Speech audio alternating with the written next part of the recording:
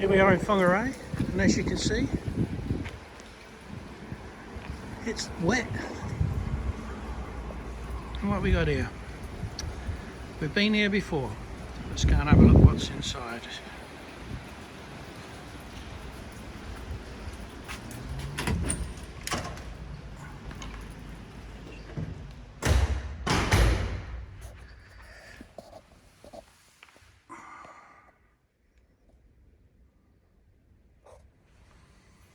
So here we go. My third exhibition. This is called PM. A series of photographs in which nothing happens again and again and again. There it is. Oh.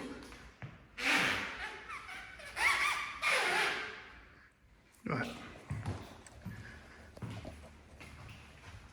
So basically all these photographs were taken at night on various iPhones that I've owned.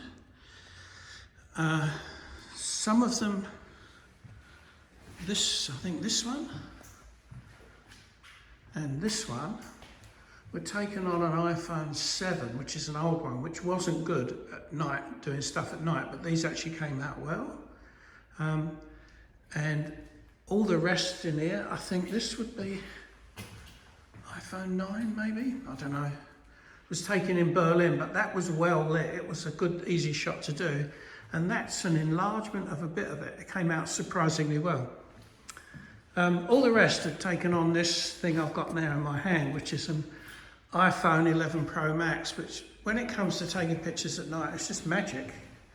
Absolute magic. This shot here, taken over the river in Whangarei, all I could see was that white end of the building. The rest of it black. This area is not well lit, although you can see street lights over there.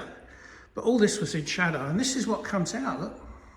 Like you can see the river, you can even see the toi toi over there. These things called toi toi or pampas grass, whichever they are. So this is what comes out. It's quite amazing. So this exhibition is all about photographs taken at night on iPhones. So this is Bailey's Beach on the west coast, and look, I've misspelt Bailey's, but fuck 'em. Another wet night, Whangarei, out the back in the industrial suburbs.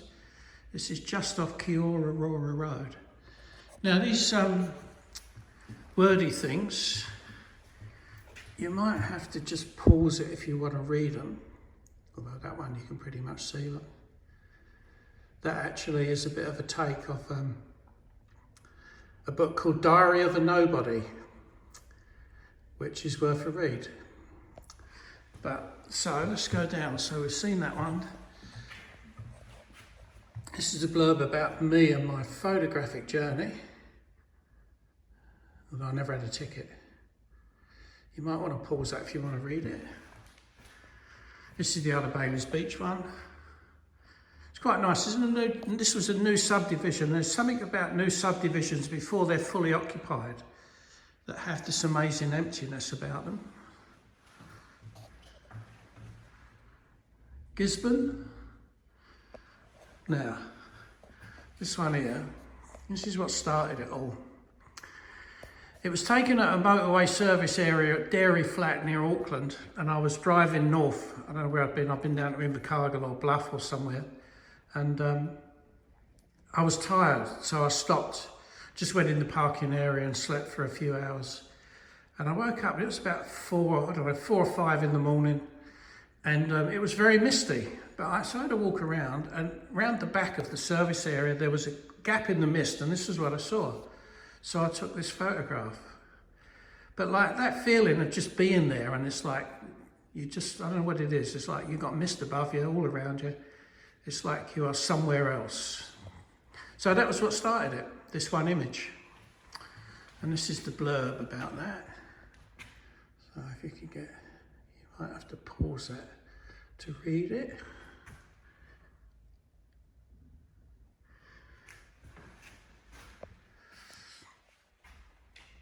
Another one in Gisborne. I suppose my kids would say these are typical dad shots, which might be right. That's that lovely shot in Berlin where Max got married. My son Max was married just across the road from there. So let me go around. So you're seeing this before anyone else. Today is it Thursday or Friday? It's Thursday. Today is Thursday and it doesn't open until Tuesday. So nobody has seen this. These are the ones I did at the rugby ground. That's the end of the grandstand. The rest of it is just black, like it was pitch black at night. It was raining, it was dark. And this is what came out of it. This one here. Mind-boggling, eh? This is the street where I live. Look at that. A brand new roundabout. They'd only just finished it, surfaced it, everything. Brand new. Bright and shiny. It's the street where I live, and that big thing over there is the moon, just come up. And this one. This was taken at Kaitaia up north, a mate's place. He lives out in the Wat-Wats. All I could see was that streak of yellow light. I could not see anything else at all. It was so dark, I had to have a torch to see where my feet were going. And I rested my hands on the top of the car and took this, and I just couldn't believe what came out. It was unreal. So there we go. And there's the blurb about the prints. And look at the price. That's 3 times pi, $31.42. And look, some old geezer.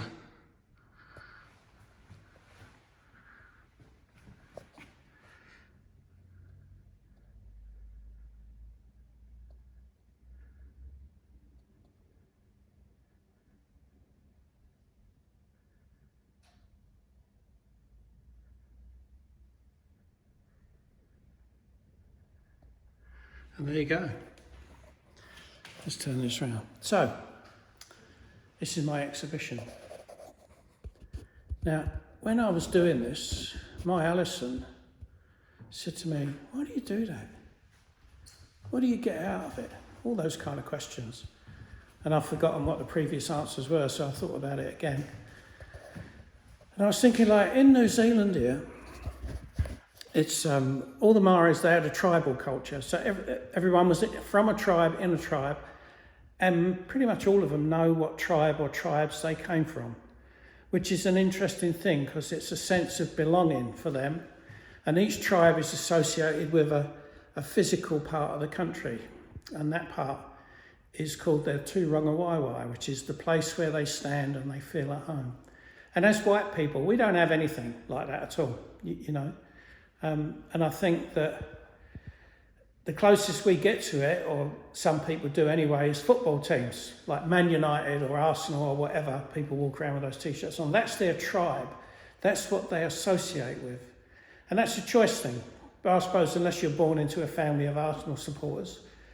But so that's that tribal thing. And like where I got to with this was like, I don't have a Man United shirt because I just don't, all that fucking rubbish. But this is like, I guess, this is my flag, the flag of my tribe. And I don't know who else is in my tribe. I've met a few, but this is like another way of saying, hey, look, this is my tribe. I've got no idea what people are going to make of it, but I'll find out. So there you go. Welcome to my exhibition.